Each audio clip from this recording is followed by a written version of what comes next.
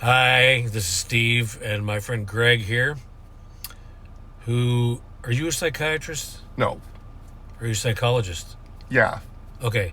Anyway, he was asking me about when I quit uh, alcohol and chewing tobacco at the same time on the 27th of January, and he was asking about my experience, and I thought it might be nice for people that are maybe in that situation, needing to quit, and or people that are just curious about why I did what I did. So ask away, my friend. Well, has one of the two things that you've quit been more challenging than the other to not want to use the nicotine or alcohol? Yeah, the alcohol is no problem. I don't wake up going, I'd love to have a drink, or when I'm out and about, I want a drink, or when I'm at home watching Star Trek or hanging out with my cats or playing guitar or whatever, I don't feel the urge to drink at all. The tobacco is a completely different egg. I miss it and I want to do it again. So that is the one that you started earlier in life. I was 14 Okay. in 1982, May 3rd, in Dwayne Peters' garage. Ah. So do you think that people understand how something can be feeling somewhat harmless initially when they are trying something, and then over time it can become a problem? But because it's not right away, it can be easy to, start to get into a routine with something, and before you know it, it's like, oh, I'm kind of doing this all the time now. I mean, was that kind of your experience? Yeah, with me, it was always instant gratification. Like whether it's alcohol, tobacco, food that I like, sex that I want to have, music that I want to listen to, on and on and on that goes.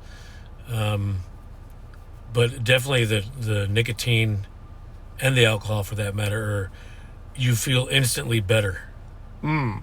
right away, like bam. Like, and so I also suffer from panic disorder, which you know about. Mm-hmm. I mean, that I suffer from that. That initially makes you feel better and it gets rid of anxiety, but in essence, there's a model, and not just in the AA community, but in people that suffer from addiction, um,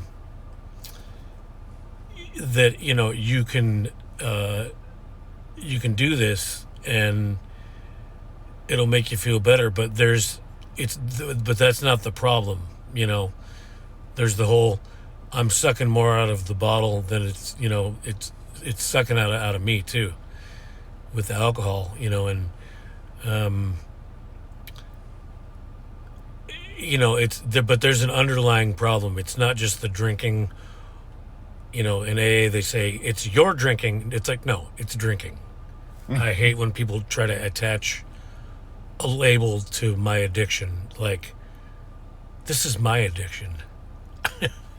I'm dealing with it the best way that I can, Mm-hmm. and but there is underlying stuff. And when I've gone to seek psychiatric attention, like a psychologist or whatever, or going to counseling appointments, whatever.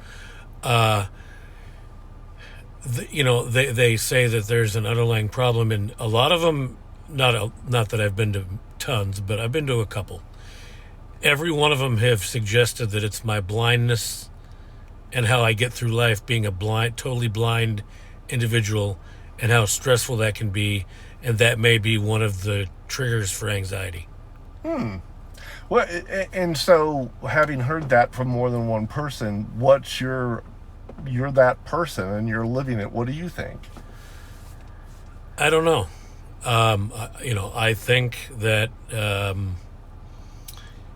it's definitely an inconvenience, whether it's my professional life. I've got to hire and pay somebody to drive me to every gig and help me set my gear up and stay at the gig. So there's half my income right there, 100, $200 that I pay just to get that taken care of. There's activities of daily living, meaning, what do I do every day? How do I keep my house clean? I pay for that through a dear friend of mine. She helps me out.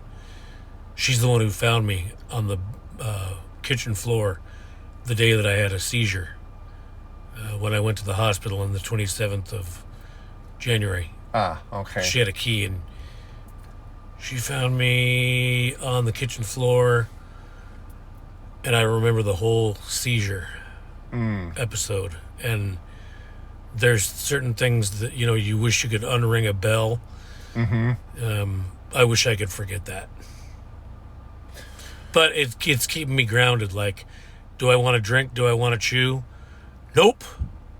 Because I had a doctor tell me if you have another drink, it could potentially put you in a situation where you're going to end your life. And life is too important and precious to me, And I lost Vicky a couple years ago. That's why I started. Well, it's not her fault. It's my choice. But that's when I started drinking again. Was to fix the pain that came with all that. But in the long run, it did more harm than good. It's something that's interesting about what you just said, having grown up with you, and it never really occurred to me until just this moment that in some ways, I can speak for myself, but I do wonder about our friend group, if some of the way that we all looked at you came through this lens of, well, yeah, Steve's blind, but I mean, he jokes about it. He's an amazing musician. He has tons of friends. And so I think in some ways, maybe there was this minimizing of the effects that might have on you, because you didn't let it. That I think that was our interpretation, is you didn't let being blind stop you from having a full life. Well, that was also through the lens of, say, being a child or a teenager and having your mom and dad around. And as an adult, though, listening to you talk about, yeah, I got to get somewhere for work, I have to pay somebody to do that. I wonder if that's something maybe that there wasn't a full appreciation for that earlier in life, and that's maybe part of something that maybe it gives people something to think about, whatever someone, a loved one or friend that has something that they're challenged with, is to maybe remember that they may be showing us their best self for a variety of reasons, and it's easy to forget that they may have some challenges that we're not seeing every day. I believe that most of my life has been in the public eye, because of my playing guitar and singing and entertaining and teaching and working on JBLM with the fire extinguisher program, and I was a social worker for a while, and but being in the public eye is stressful enough. It would stress out people who can see, but being in the public eye when you're blind is far different, because I can't look around and see people looking at me. That's just one aspect of it. So it's, I agree. It can definitely cause some stress that I have minimized throughout my life, because, how do I minimize it? I take a drink or put a chew in or whatever. And it's like, oh, it'll be okay. But now that I'm completely sober, And getting older, you know, it's a lot easier to blow things off when you're young. But then again, some people that are older, it's easier when they're older. So I don't know the answer to that, but I just, I'm glad we made this video, and thanks for your questions. And have a nice day. Thanks.